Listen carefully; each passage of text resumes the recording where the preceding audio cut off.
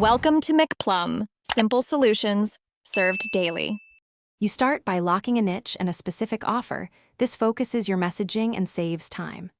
Once done, build a 50 prospect list with emails, LinkedIn, and website notes. Then craft a short value message tied to your offer. Make it measurable, like a $X audit or 30-day trial.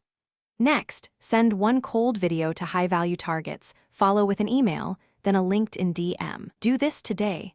Early momentum matters and validates whether your offer resonates. Once initial messages go out, implement a 7-step sequence spaced over 14-21 days. Mix short videos, value emails, and LinkedIn touchpoints so you stay present without being pushy. While conversations start, qualify quickly. Ask about budget, decision timeline, and current marketing spend so you know who to prioritize. Make sure to log every interaction in your CRM, tag industry, and pain points. Then score leads 0 to 10. This creates a predictable pipeline and tells you where to double down. To close, offer a short pilot with clear KPIs, traffic, leads, or sales, and a capped fee so the risk sits with you and the client can see results fast.